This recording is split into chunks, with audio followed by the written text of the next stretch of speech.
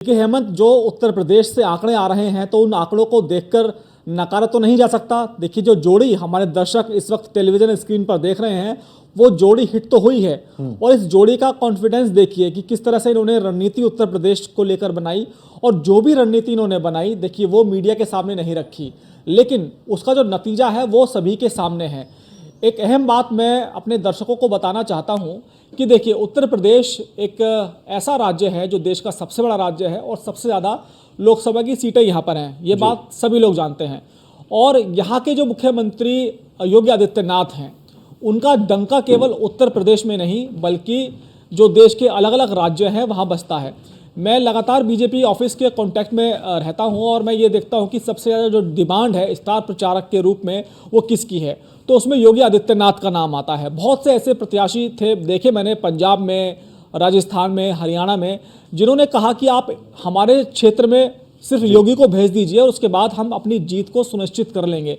तो कहीं ना कहीं जहां भी योगी जाते हैं तो पोलराइजेशन की जो लड़ाई होती है उसमें भारतीय जनता पार्टी को चुनावी जीत में की दहलीज पर वो खड़ा कर देते हैं। लेकिन ऐसा मुख्यमंत्री जो दूसरी जगह जाकर स्ट्राइक रेट अपना हिट करता है, लेकिन उत्तर प्रदेश जहां का वो, जिस सूबे का वो मुख्यमंत्री है, वहां पर उसकी पार्टी चुनाव हार जाती है इस स्तर पर।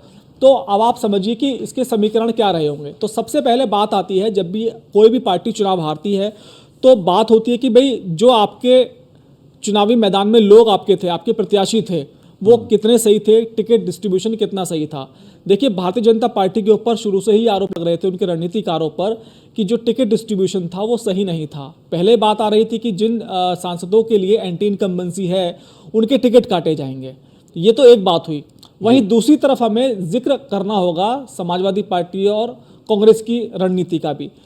आपने लगातार इस बात की गौर की होगी कि भाई अखिलेश यादव सुबह टिकट किसी का करते थे, शाम को टिकट किसी का करते थे, और फिर अगले दिन रात को फिर दोबारा टिकट चेंज हो जाता था। मेरठ में आपने देखा, मेरठ में उन्होंने किस तरह से बार बार टिकट चेंज किए। उत्तर प्रदेश की कई सीटों पर उन्होंने चेंज किए। बदायूं आपने देखा, उसके बाद आपने मुरादाबाद आपने देखा, रामपुर आपने देखा। तो ये अखिलेश यादव को सब लोग कह रहे थे कि उनके अंदर जो राजनीतिक परिपक्वता है वो नहीं है। मीडिया को भी यही लग रहा था, हम लोग भी ये सोच रहे थे कि आखिर भाई कार्यकर्ताओं को अखिलेश यादव मैसेज क्या देना चाहते हैं। बिल्कुल। लेकिन कहीं ना कहीं अखिलेश यादव के पीछे एक टीम काम कर रही थी। ये मुझे किसी ने बताया कि इस बार उन्होंने सर्वे का सहारा लिया। और जो सर्वे एजेंसी थी वो ये बताती थी कि भाई समाजवादी पार्टी की आदत है कि जो आपके करीबी लोग होते हैं, आप किसी की सिफारिश मान लेते हैं तो आप उसी को टिकट दे देते हैं। लेकिन ये परंपरा गलत है, आप टिकट उसको दीजिए जो जीत के फैक्टर पर खरा उतर रहा हो। इसके अलावा जो कास्ट समीकरण है उसके हिसाब से वो फिट बैठ रहा हो। तो अखिलेश यादव ने इस बार अपने परिवार की कम सुनी, अपने जो इर्द गिर्द उनके साथ रहने वाले लोग हैं उनकी कम सुनी, और उन्होंने सुनी कहीं ना कहीं अपने सर्वे एजेंसी वालों की। देखिए, ग्राफिक्स में आप देखिए तो कांग्रेस ने एक सीटों से अपना जो सफर तय किया उस पर आज वो 6 पर पहुंचे। बीजेपी 32 सीटों के साथ दूसरे नंबर पर है, ग्राफिक्स के जरिए लगातार लोग देख रहे हैं। इसके अलावा जो सहयोगी आरएलडी है उसने 2 सीटों पर चुनाव लड़ा और दोनों सीटें जीती। इस वक्त देखिए बीजेपी कार्यालय पर हलचल है और कुछ देर पहले खबर आई थी कि प्रधानमंत्री नरेंद्र मोदी पहुंचने वाले हैं। तो देखिए, देश के प्रधानमंत्री नरेंद्र मोदी पहुंच चुके हैं बीजेपी कार्यालय और वहां पर जो कार्यकर्ता है जमकर उनका स्वागत कर रहे हैं। लोग मोबाइल से एक झलक उनकी कैद करना चाहते हैं। देखिए कितने मोबाइल इस वक्त देश के प्रधानमंत्री नरेंद्र मोदी को कवर करने की कोशिश कर रहे हैं। हर बीजेपी कार्यकर्ता चाहता है कि भाई कैसे भी करके एक बार वो प्रधानमंत्री नरेंद्र मोदी को अपने कैमरों में कैद कर ले।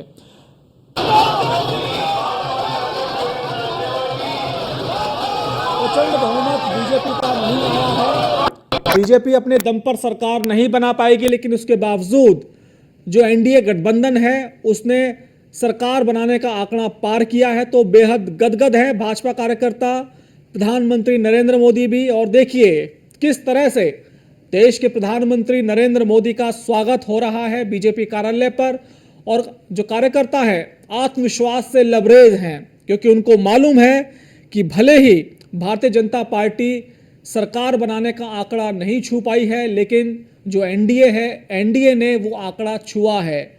और विपक्ष चाहे कुछ भी कर ले, किसी भी सूरत में वो एनडीए के घटक दलों को नहीं तोड़ सकता। हालांकि ये बात कही जा रही है कि जो नीतीश कुमार हैं बिहार के मुख्यमंत्री, उनको डिप्टी पीएम बनाने का ऑफर दिया गया है, टीडीपी चीफ को डिप्टी पीएम बनाने का ऑफर दिया गया है। लेकिन ये सब बातें अभी बेकार की बातें हैं, ये सब व्हाट्सएप यूनिवर्सिटी से आ रही हैं, इन बातों का कोई आधार अभी नहीं है। क्योंकि आप देखिए, अगर हम सरकार के मैनेजरों की बात करें तो प्रधानमंत्री नरेंद्र मोदी खुद एक बहुत बड़े राजनीतिज्ञ हैं। अमित शाह दूसरे नंबर पर देखिए भाजपा के चाणक्य कहे जाते हैं। तो भाजपा के पास फ्लोर मैनेजर्स की कोई कमी नहीं है। लगातार जो उनके फ्लोर मैनेजर्स हैं वो अपने घटक दलों के संपर्क में हैं। और देखिए, भारतीय जनता पार्टी की एक खास बात मैं आपको और बताऊं, जब 2014 और 2019 का चुनाव भारतीय जनता पार्टी ने अपने दम पर जीता था, जादुई आंकड़े से ज्यादा सीटें भारतीय जनता पार्टी ने अपने पाले में खींची थी, तो उसके बावजूद प्रधानमंत्री नरेंद्र मोदी और अमित शाह ने बयान दिया था कि सहयोगी दलों का हम उतना ही सम्मान करेंगे जितना हमने गठबंधन करने से पहले किया था। और वास्तव में 2014 और 2019 में हमें कभी ऐसे देखने को नहीं मिला कि भारतीय जनता पार्टी घमंड में चूर है, सत्ता में मदमस्त होकर अपने घटक दलों के पैर कुचल रही है। उतना ही सम्मान उन लोगों को मिला जितना मिलना चाहिए था।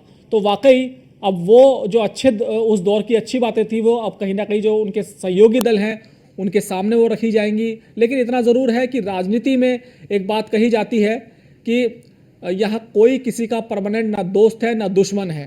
तो कहीं ना कहीं तो देखिए, बीजेपी ऑफिस की तस्वीरें आप देखिए, रक्षा मंत्री राजनाथ सिंह, गृह मंत्री अमित शाह प्रधानमंत्री नरेंद्र मोदी का स्वागत करने के लिए तैयार हैं, इंतजार कर रहे हैं। सुरक्षा व्यवस्था का नज़ारा हमारे दर्शक देख सकते हैं। जो प्रधानमंत्री की सुरक्षा में एसपीजी रहती है वो इर्द गिर्द हैं उनके, और पीछे भी मुझे कुछ नेता नजर आ रहे हैं भारतीय जनता पार्टी के, जो सेकंड लेयर में खड़े हैं प्रधानमंत्री का स्वागत करने के लिए। और अभिनंदन की तस्वीरें आप देखिए, प्रधानमंत्री एक लॉबी से निकल रहे हैं जो भारतीय जनता पार्टी कार्यालय में बनाई गई है। चारों तरफ बीजेपी के कार्यकर्ता हैं, आतिशबाजी हो रही है और फूल डालकर लोगों का प्रधानमंत्री का स्वागत कार्यकर्ता कर रहे हैं। बीजेपी दफ्तर में पीएम मोदी का भव्य स्वागत हो रहा है। हेमंत, बिल्कुल बिल्कुल अनुराग जी, क्योंकि ये हम लगातार ये समझने की कोशिश कर रहे हैं, क्योंकि अभी कुछ देर पहले हमने देखा था कि कांग्रेस पार्टी का अगर जिक्र किया जाए तो राहुल गांधी आगे प्रेस कॉन्फ्रेंस कर गए और उन्होंने साफ तौर पर ये कहा कि देश के प्रधानमंत्री को नकारा है, ये जनादेश ये बताता है। लेकिन यहाँ जश्न की तस्वीरें अपने आप में बहुत कुछ कहती हैं, क्योंकि हमने अगर कुछ खोआ, यानी कि बीजेपी ये कहती है कि हमने कुछ खोआ है, तो हमने दक्षिण से बहुत कुछ पा लिया। और निश्चित तौर पर देखिए, सबसे बड़ा जो झटका लगा है वो उत्तर प्रदेश से लगा है।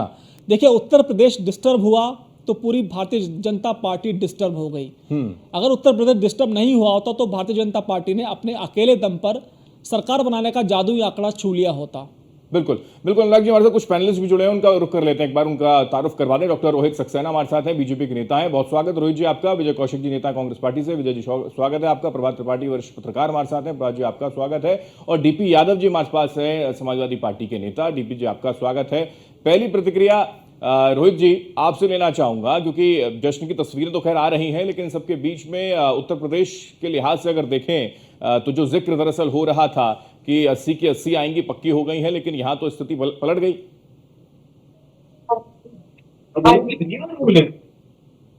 चलो ना रोहित सक्सेना जी। रोहित जी, जी मेरी आवाज आ रही है आपको? जी जी रोहित जी। जी, वंदे मातरम। देखिए, सबसे पहले तो मैं समाजवादी पार्टी के जो प्रवक्ता हैं उनको शुभकामनाएं दूंगा उत्तर प्रदेश में अच्छा प्रदर्शन करने के लिए। और प्रधानमंत्री जी कई मंच से कहते रहे हैं कि एक मजबूत विपक्ष होना चाहिए, तो ठीक है, इस बार आपको मौका मिला है एक मजबूत विपक्ष होने का दायित्व निभाइए। और मैं एक ही बात कहूंगा, देखिए, राजनीति होने के लिए बहुत से मुद्दे होते हैं, खूब राजनीति करिएगा। आप भी राजनीति में है, मैं भी राजनीति में, राजनीति करने के लिए बहुत मुद्दे मिलेंगे। लेकिन मेरी आपको सलाह होगी, नई लोकसभा चुन करके आएगी तो कम से कम जो मुद्दे राष्ट्र हित में हो, देश की अखंडता को लेकर के हो, देश के सम्मान को लेकर के हो, उसमें आपका साथ खड़ा रहना, मुझे लगता है एक अच्छे विपक्ष की भूमिका में आपको एक रोल अदा करने का मौका मिला है। और जहां तक भारतीय जनता पार्टी की बात कहें तो देखिए, अभी भी भारतीय जनता पार्टी अकेले स्टैंड अलोन जितनी सीटें लेकर के बैठा है, इंडिया गठबंधन पूरे गठबंधन के साथ में सीटों में नहीं है। मैं धन्यवाद देना चाहूंगा देश की जनता को, जिन्होंने हमें वापस हैट्रिक दिया है और माननीय मोदी जी को वापस प्रधानमंत्री बनाने का मौका दिया है। रोहित भाई, मैं आपसे एक सवाल पूछना चाहता हूं। देखिए, भले ही प्रधानमंत्री जी ने कहा हो कि एक मजबूत विपक्ष होना चाहिए, लेकिन वहीं दूसरी तरफ जो उन्होंने 400 पार का नारा दिया, तो भला उनकी पहली बात इस दूसरे डायलॉग से कहाँ मैच करती है? नहीं, देखिए, मैं आपको अनुराग भाई एक बात बताऊं, आपको ये बहुत अच्छे से पता होगा, पूरा विपक्ष एक वर्ग विशेष के तुष्टीकरण को लेकर के अलग अलग भ्रांतियां फैलाता रहा, वो चाहे यूसीसी को लेकर के हो या देश के कोई भी मुद्दे पे हो, वो एक वर्ग विशेष को लेकर के अजीब अजीब सी भ्रांतियां फैलाता रहा। देखिए, यूसीसी को विपक्ष का लेकर काम कितना तो उटपटांग राजनीति बोला करना कि है, आप पर नैरेटिव आप भी सेट करते रहे, विपक्ष ने भी किया, लेकिन उत्तर प्रदेश की जनता ने विपक्ष के नैरेटिव को मान लिया, आप डैमेज कंट्रोल नहीं कर पाए। मैं इसीलिए उनको शुभकामनाएं देता हूं उनके अच्छे प्रदर्शन के लिए, लेकिन फिर भी क्योंकि भारतीय जनता पार्टी सबसे बड़ी पार्टी बनकर के है और एनडीए ने ही जो जादुई आंकड़ा है उसको छुआ है, तो मुझे ऐसा लगता है अगले 5 साल हम लोग जो काम करेंगे, तो जो हमारे यहाँ पे लक्ष्य को हम लोग छू नहीं पाए हैं, वो अगले 5 सालों बाद हम जरूर छुएंगे। और मैं धन्यवाद देना चाहूंगा, आभार प्रकट करना चाहूंगा माननीय प्रधानमंत्री जी का, जिन्होंने कार्यकर्ता की अच्छी भूमिका निभाई। 2 लड़कों की जोड़ी कमाल कर गई, ये मानते हैं आप? क्योंकि इन्हीं शहजादों को लेकर लगातार मंच के माध्यम से कहा जाता था कि ये तो चले जाएंगे, ये भाग जाएंगे चुनाव के बाद जब नतीजे आएंगे। देखिए, ये जनता पर पूरा निर्भर होता है कि हम अपने जो मुद्दे लेकर के जनता के बीच में आए, जनता से अपनी बात कहें। जनता को क्या ऐसा लगा कि उन्होंने ला करके ऐसी जगह जो है एक मैंडेट दिया, जहां पर फिर भी अगर एनडीए को उन्होंने गठबंधन के साथ चुना है कि सरकार बनाने के लिए, तो मैं आपको आश्वासन देता हूं कि अगले 5 सालों में हम लोग दोबारा इतना काम करेंगे कि जो हम लोग आंकड़ा इस बार नहीं छू पाए हैं, अगली बार जरूर चुनेंगे। देखिए, कठोर निर्णय लेने के लिए आप सभी लोग अमित शाह जी और माननीय प्रधानमंत्री जी को जानते होंगे। अभी जो चर्चा चल रही थी, सबसे ज्यादा सिटिंग एमएलए के टिकट काटने वाली अगर कोई पार्टी है तो भारतीय जनता पार्टी है। तो हमने कई कठोर निर्णय लेने से हम पीछे नहीं हटे, लेकिन फिर भी चूंकि जिस तरह से तुष्टीकरण पार्टी से हमारे साथ हैं। डीपी जी, सबसे पहले तो आपको भाई बधाई, जो हमारे बीजेपी के प्रवक्ता हैं रोहित जी, वो आपको दे ही चुके हैं। अब मेरा सवाल आपसे ये है कि ऐसी कौन सी रणनीति थी जिसको ना तो मीडिया पकड़ पाया, जिसको ना ही एग्जिट पोल वाले पकड़ पाए? अब तो रणनीति का खुलासा कर दीजिए आप। बहुत बहुत धन्यवाद, आभार। भारतीय लोकतंत्र की जय, भारत की संविधान की जय। देखिए, ये चुनाव बहुत महत्वपूर्ण था, ये चुनाव बहुत महत्वपूर्ण था, कई मायनों में महत्वपूर्ण था। और 2024 का चुनाव, हमने पहले भी ये कहा था आपके चैनल के माध्यम से कि भारत के राजनीति की दिशा और दशा तय करेगा। तो कहीं न कहीं भारतवर्ष की जनता ने ये बता दिया कि भारतीय संविधान में जो विश्वास रखता है, भारत के लोकतंत्र में जो विश्वास रखता है, जनता उसके साथ है। देखिए, चुनाव जब से शुरू हुआ था, भारतीय जनता पार्टी ने किस प्रकार से जो धरातल के मुद्दे हैं, जो जमीनी मुद्दे हैं, उनसे ध्यान भटकाने के लिए, ध्यान हटाने के लिए जनता का कहीं न कहीं तमाम तरह के षड्यंत्र करती रही भारतीय जनता पार्टी। लेकिन मैं भारत की 140-45 करोड़ जनता को धन्यवाद देता हूं कि भारत की जनता उन मूलभूत मुद्दों से टस से मस नहीं हुई। जनता ने कहा, आप जितना हमको उन मूलभूत मुद्दों से हटाने की कोशिश करेंगे, बहकाने की कोशिश करेंगे, हम आपको वहीं लेकर के जाएंगे। और पहली बार ऐसा हुआ है 10 सालों में, 2014 में, 2019 में हम लोग भी कैंपेन करने जाते थे और 2024 में भी कैंपेन करने गए। हमने बार बार इस बात को कहा है कि जनता 2014 और 2019 में प्रधानमंत्री के खिलाफ कुछ भी नहीं सुनना चाहती थी। अगर हम लोग कुछ कहते थे तो जनता कहीं ना कहीं उस बात को डिनाई कर देती थी और आदरणीय प्रधानमंत्री में विश्वास जताती थी। लेकिन ये पहली बार ऐसा हुआ है कि प्रधानमंत्री से लोग जवाब चाहते थे, लेकिन प्रधानमंत्री जी सुनने के लिए तैयार नहीं रहते थे। डीपी यादव जी, जो सबसे ज्यादा रोचक सीट उत्तर प्रदेश की थी वो अयोध्या थी, क्योंकि अयोध्या में अभी हाल ही में बीजेपी ने राम मंदिर बनवाया था। सुप्रीम कोर्ट के आदेश पर राम मंदिर का निर्माण शुरू हुआ था और उस राम मंदिर के जरिए भारतीय जनता पार्टी ने कहीं ना कहीं एक परसेप्शन बनाने का काम किया था। परसेप्शन ये था कि भाई हमने उत्तर प्रदेश में राम मंदिर बनवाया और विपक्ष वहाँ पर आया नहीं, और कहीं ना कहीं विपक्ष को रामद्रोही कहने का भी काम किया। लेकिन उसके बावजूद जो अयोध्या सीट है, वहाँ से भारतीय जनता पार्टी के प्रत्याशी लल्लू सिंह चुनाव हार जाते हैं और समाजवादी पार्टी चुनाव जीत जाती है। मेरे साथ वरिष्ठ पत्रकार प्रभात त्रिपाठी जी हैं। प्रभात जी, इस घटनाक्रम को आप कैसे देखते हैं? देखिए, जिस राम मंदिर के जरिए भारतीय जनता पार्टी ने पूरे देश में राममय माहौल बना दिया था और एक तरह से लग रहा था कि अगर आज की डेट में चुनाव हो जाए तो विपक्ष का सुपड़ा साफ हो जाएगा।